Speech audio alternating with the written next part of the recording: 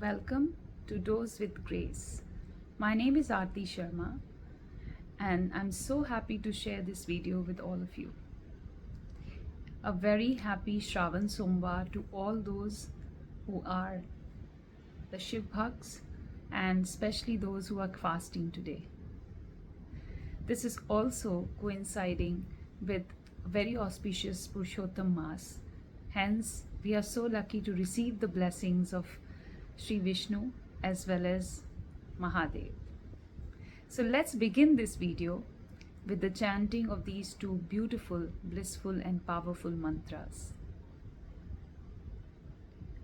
Om Namah Shivaya. Om Namah Shivaya. Om Namah Shivaya. Om Namo Bhagwate Vasudevaya. Om Namo Bhagwate Vasudevaya. Om Namo Bhagwate Vasudevaya. Thank you for joining me again.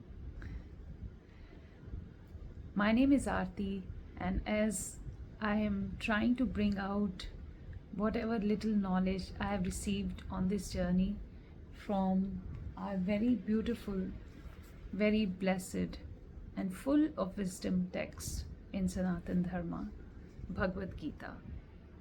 I hope you all are listening to the wisdom of Bhagavad Gita, because today it is so easy to avail this wisdom in any language that you desire or understand. And of course, the conversions in different languages also available in books. My version, because I also understand Sanskrit and Hindi, is in Hindi, and it's very easy and very beautifully illustrated and explained, and it makes it a very soulful reading, gives us a lot of knowledge and guidance to live our life, very, very practical texts. And therefore, in this month, if we read it, if we even hear about it, it's going to be extremely useful for us to help clarify a lot of doubts and give us a lot of internal peace. Because when there is no conflict within, there is going to be no conflict without. So this is something very beautiful that I would like to bring to you today. One is, what are the motivations that are generally there in us at different points in our lives? A lot of learning of our scriptures actually help us in clarifying our doubts, which keep arising in us as we live our life, as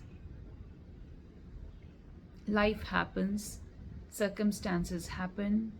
Even though we have a certain purity in thoughts, it can sometimes get delusional, and hence our scriptures, our age-old wisdom, our ancient wisdom is there to bring us back into the right, what you can say, the right kind of path. So it kind of realigns us back to our true purpose of being here in this earth. So I would like to touch upon this very simple concept, yet it is very basic, and thus it is very important. What motivates us? For example, what motivates us to pray? What motivates us to work? What motivates us to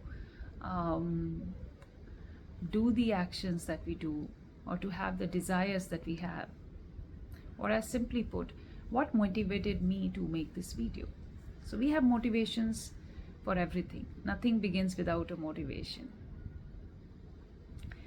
So in Bhagavad Gita and in Bhagavatam, it's very clearly stated that there are 4 levels of motivations, and there are certain levels of motivations that are not even recommended in our scriptures. So the first level of motivations is motivation by fear. So when we are motivated by fear, it is actually in the state of tamas. It is a state of ignorance.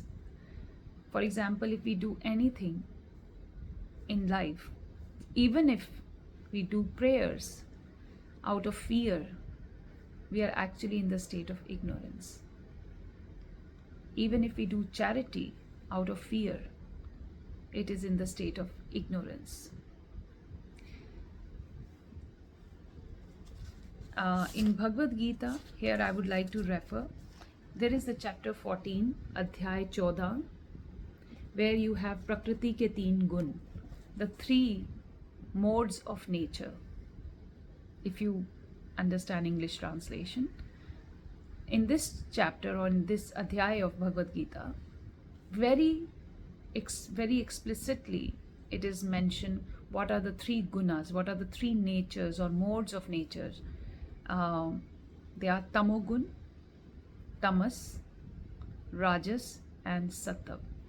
These days we hear a lot about Saatvik food, we hear a lot about Saatvik living. So Saatvik living and Sattva is a part of Sattva gun, which is the highest. And it explains it very well. What are the 3, what qualifies them, what is the nature of these 3 modes. So that's why if you refer to chapter 14, or even if you want to listen on YouTube, like I said, these days it's very easily available. It classifies at different levels. Our thought process, the places we visit, the kind of food, everything can be divided into according to these modes of nature. And I would encourage all of you, it's really a very beautiful learning, to go and read this chapter of Bhagavad Gita, chapter 14, to understand more about the modes of nature and to understand which mode you are mostly prevailing in, and try to uplift yourself to the mode of sattva, because it is the mode which is closest to being a pure soul, and it gives a lot of peace, it gives a lot of tranquility, and it gives a lot of joy and bliss into your life. So coming back to what motivates, the different motivations are also according to our modes of nature that we are currently, our consciousness is at. Motivated by fear is mostly being in the state of tamogun, which means in the state of ignorance. Higher to that is the motivation by passion, which is in the state of passion, which is called as, according to Bhagavad Gita, it is called as tamogun. So when we are motivated by desires, we are in rajas gun, because that is the state of or mode of passion. That is also not recommended by Bhagavad Gita or our religious texts, because when there is desire, there will be a lot of rag and dvesh, means lot of attraction and lot of repulsion, and both are cause of suffering. The third motivations are generally in the consciousness of motivation by duty. This is the minimum level of motivation that is recommended by Bhagavad Gita, which is always talking about karma. Because we all are karmic beings. If we have got a body, if we have a breath, that means we are here to do something. That is why we exist. And that is called as karma, an action. And I'm sure that again is a very known word, understood by most people as the acts that we do in this world. However, it's a very mystical word as well, because there is something called as karma When we say that a lot of good things happen to people who don't deserve them, we say they have good karma. And a lot of bad things happen to good people, we again say probably they have bad karma. How to understand this whole complex understanding of karma? For that, I would again say, please do go back to Bhagavad Gita, understand it chapter by chapter, because it's not easy to grasp this age-old wisdom told by Sri Krishna himself to Arjuna at the time that he was grappling most with internal conflict. So coming back to our topic of motivations, motivation by fear is in tamogun, is in the state of ignorance. Motivation by desires is in the state of passion, it is in the rajogun, and both of these are not recommended by Bhagavad Gita. Any acts of motivations in these two states of consciousness. The bare minimum state of consciousness of motivation that is recommended in Bhagavad Gita is the motivation by duty, by the sense of duty. That this is my job, this is my responsibility, this is my duty, and therefore I want to do it. And that is in the state of goodness. That is in the sattva gun. That is the state of goodness. And that is the motivation that is recommended by Bhagavad Gita. There is one more motivation which is above the sattva gun, which is called the nirgun, nishkam motivation, which is in the state of pure godliness. And what is that motivation? Motivation by unconditional love. So when our actions, our thoughts, our intentions are purely motivated by unconditional love and compassion, those motivations, those actions and those intentions come in the state of pure godliness.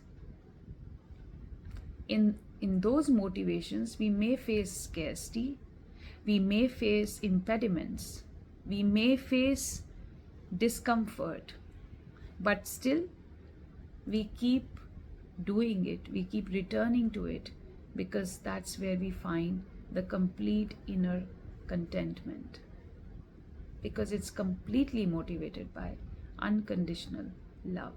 There is no sense or desire to receive anything in return. It is the highest state possible of being. Very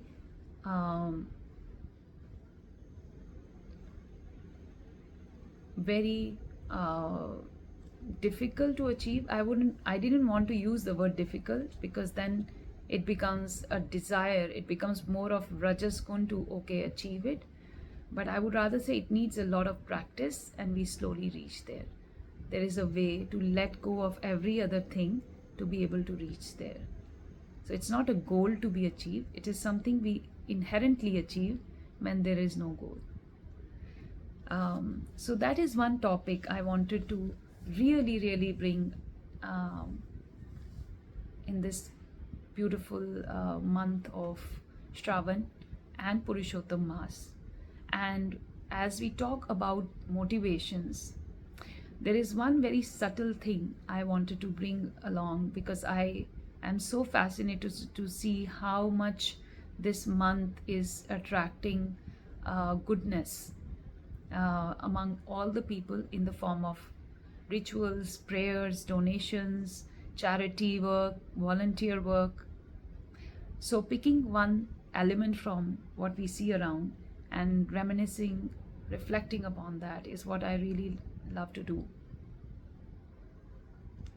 Today, another topic we'll talk about is charity. Saatvik Daan किसे कहते हैं?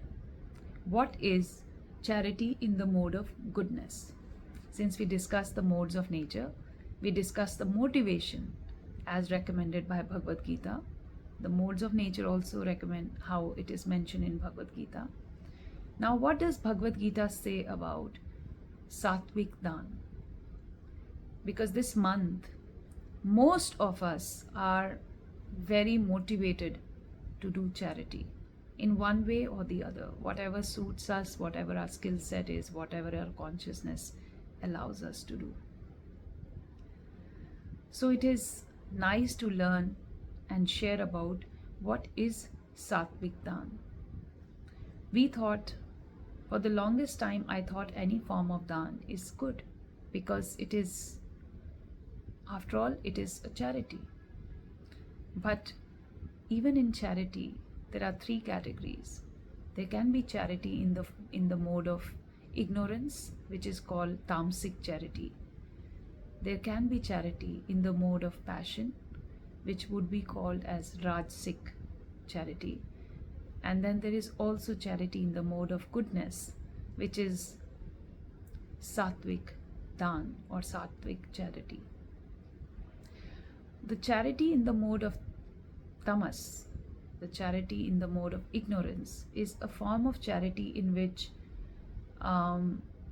it is harmful to the person who's receiving. So, for example, giving alcohol to an alcoholic, or giving some product which someone is addicted to. It's a very broad category. So within that category of addiction, today we have newer forms of addiction that have come. So feeding somebody the same thing that they are getting addicted to is in a way attaching them more and more to their ignorance of not being able to detach themselves from something that is addicting them. So giving them that is definitely in the mode of ignorance and is called tamasic daan, or a charity in the state of ignorance. And that does not do anything for the person who's receiving it, as well as it is harmful for the person who's giving. Daan or charity in the state of passion, in the mode of passion, or what we call as in rajogun, is called rajasic charity. So what comes in the category of that? A charity that is done as an obligation, a charity that is done because you have a self-guilt, a charity that is done because you have too much excess of something and you want to get away from it.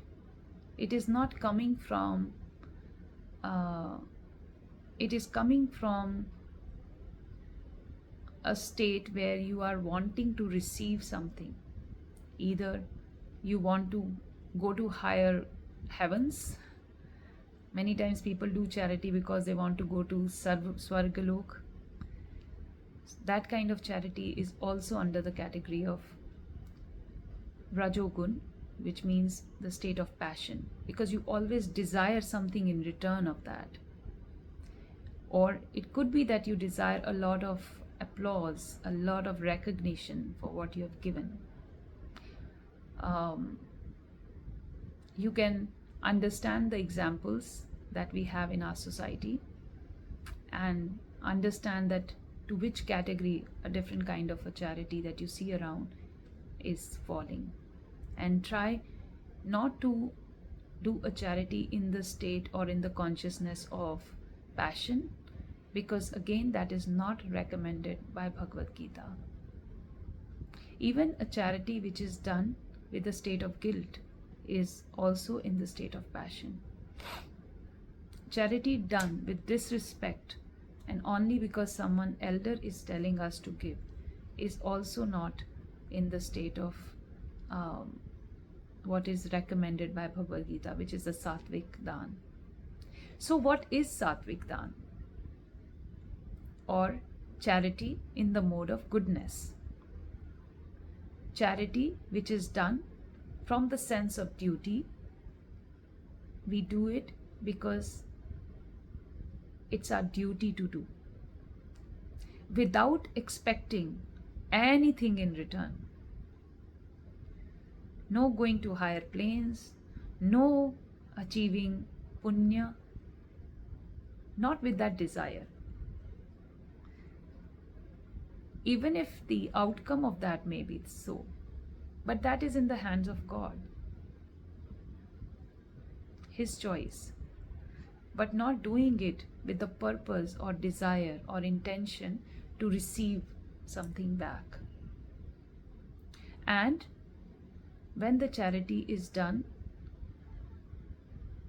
with at the right place, person, and in the right circumstances, that kind of charity is charity in the mode of goodness and is also called Saatvik Daan. So, as in this month you are willing and wishing to do charity, try to spiritualize it, try to be in the mode of goodness, a mode of purity. Raise your consciousness to Saatvik qualities, and then you will see that whatever daan or charity you do, whatever befits you, it is beneficial to you and to everyone around you. Beneficial to you in a way that it takes away the greed, it takes away the pride, it takes away the ego, it brings in a more sense of humility, it brings in more peace and tranquility, and it benefits the receiver. It gives them what they also want to nurture within themselves, the same qualities that by giving you have nurtured. This is the wisdom of Bhagwat Geeta, an age-old text, our ancient text, our living Guru, just like Guru Granth Sahib. We can always go back to it. There are so many chapters, each one of them relating to and answering questions, because Bhagavad Gita is in the form of question and answers. So it does give us wonderful wisdom, which is so practical, which is so usable in everyday life. And actually, even today, that is why it is called ever fresh. Even today, it is so, it has such pertinent answers to questions which I don't think are available with such clarity and such composure and such wholesomeness in maybe in life coaches, through life coaches, mentors, or other places. So reveal these wonderful knowledge within you by either listening to it or reading in this month. It is so freely available. I would be really happy to share more with you in the coming videos. So keep liking, sharing, and subscribing to my YouTube channel. It'll be a pleasure to share more with you. And please, in your comments, do share what do you think about and what kind of daan are you currently, or what kind of charity you wish to do, so that I can also learn from your experiences. And do share your feedback on how I can share more. I'll be really happy to read them and learn together. Om Namah Shivaya. Om Namo Bhagavate Vasudevaya.